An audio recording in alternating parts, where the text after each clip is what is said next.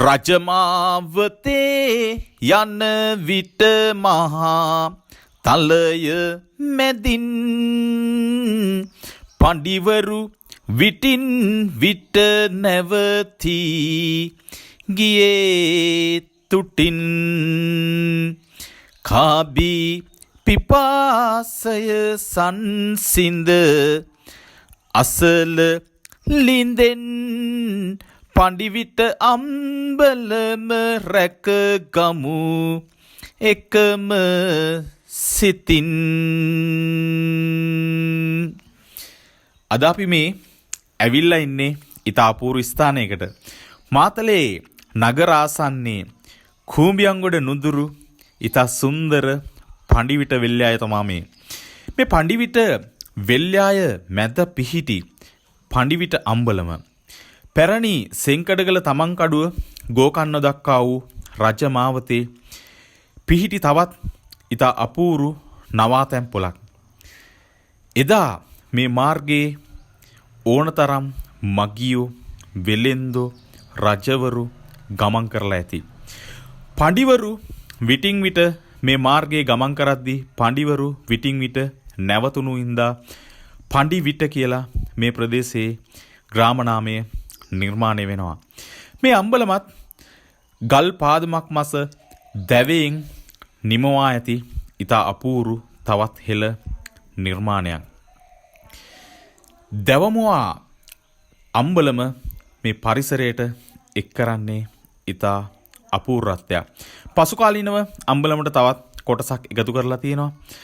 මේ අම්බලමේ විශේෂත්වය තමා අදටත් මේ අම්බලමේ මැද කොටසේ දැවමය තට්ටුව සුරක්ෂිතව ඒ ආකාරයෙන්ම දැක බලා ගන්න පුළුවන්.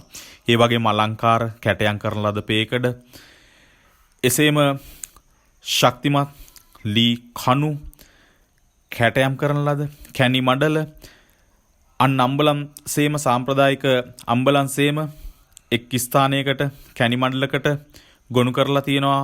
වහලය ඉතා අලංකාරව ලී කැටයමින් නිර්මාණය කරලා තියෙන ලී කණු අපිට අදටත් දැක බලා ගන්න පුළුවන්.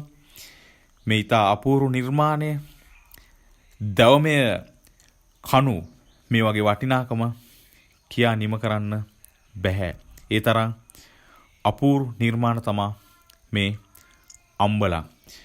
මන්දයත් පැරණි ගමන් මාර්ග සියල්ලෙහිම ගව්වෙන් ගව්වට අපිට අම්බලම් දැක බලා ගන්න පුළුවන්. ශ්‍රී ලංකාවේ ගව්වක් කියලා ඒ කාලේ හඳුන්වලා තියෙන්නේ හැතැම්ම 4ක පමණ දුර ප්‍රමාණයක්. ඉතින් මේ දුර ප්‍රමාණය මනුස්සයින්ට කිසිම වෙහසක් මහන්සියක් නැතුව පහසුවෙන් ගමන් කරන්න පුළුවන් දුරක්. මේ දුර ගෙවලා ඊළඟට හම්බ වෙන අම්බලමේ තමා වෙහස මහන්සිය නිවා ගන්නේ. ඉතින් වෙහස මහන්සිය නිවාගෙන තමන් ගෙනාපු දෙයක් කාලා බීලා එහෙම නැත්නම් උයාගෙන කාලා මේ අම්බලම් ආශ්‍රිතව බොහෝ විට ජලය පහසුවෙන් ලබා ගන්න පුළුවන් ස්ථාන තියෙනවා. එහෙම නැත්නම් ලිඳක් ඉදි කරනවා. ඉතින් මේකෙන් පෑන් පහසු වෙලා වතුර ටිකක් බීලා වෙහෙස නිවාගෙන තමන්ගේ ගමන ආරම්භ කරනවා. එසේ නොමැතිනම් රාත්‍රිය ගත කරන්නේ මේ අම්බලමෙම තමා.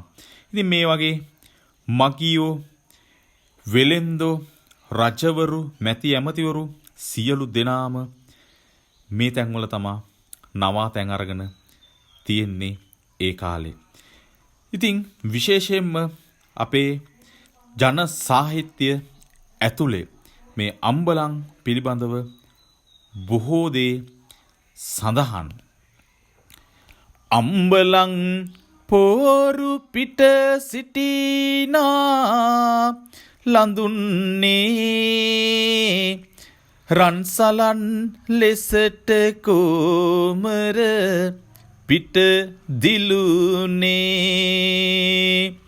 මම්බලෙන් එහෙම දෙකට නැත ඇදුනේ රන්දොඹෙන් පිටත් වෙන්නකොට හඳ මුදුනේ.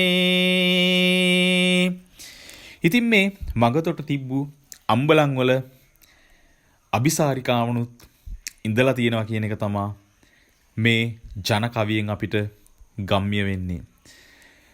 ඉතින් එහෙම ඉන්න ඇති මන්ද මේ මාර්ගවල වෙලෙන්දෝ රජවරු ඇමතිවරු මගියෝ ඕන තරම් ගමන් කරනවා. අපේ ඉතිහාසය තුළ මේ අபிසාරිකාවන් ඕන තරම් හිටි බවට අපිට සාක්ෂි සපයනවා. ඉතින් මේ අම්බලම බලපුවාම එහෙම දෙයකට උනත් මේ අම්බලම ඉතා සුදුසු විදියට තමයි නිර්මාණය කරලා තියෙන්නේ. මේ ඉතා අපූර්ව අම්බලම වර්තමානයේ මෙහි පූර්වක්ත සවිකර තිබෙනවා. ගොවි සංවිධානය මගින් නඩත්තු වෙන බවට. ඉතින් මෙය රැක ගැනීම අප සැමගේ යුතුයකම. මෙය විනාශ නොකර අපි රැක බලා ගත යුතුයි. අපේ අනාගත පරපුරට දැක බලා ගන්න. මන්දයත් මේවා තුල තමයි අපගේ සංස්කෘතිය ගැබ්ව පවතින්නේ. අපේ සංස්කෘතියේ ඉතා අපූර්ව ස්ථානයක් තමයි මේ අම්බලම කියන්නේ. අනාගතය වෙනුවෙන් අපේ පණිවිට අම්බලම අපි රැකගමු. මෙන්න මේ වගේ ඉතා වටිනා කියන ජනශ්‍රුති දැන කියා ගන්න දිවෙන්නේ ජනශ්‍රුති ගැන කතා කරන ප්‍රමුඛතම YouTube channel එක subscribe කරලා තියාගන්න. අපේ Facebook page එකත් follow කරන්න, like කරන්න, share කරන්න, තව කෙනෙකුට බලන්න.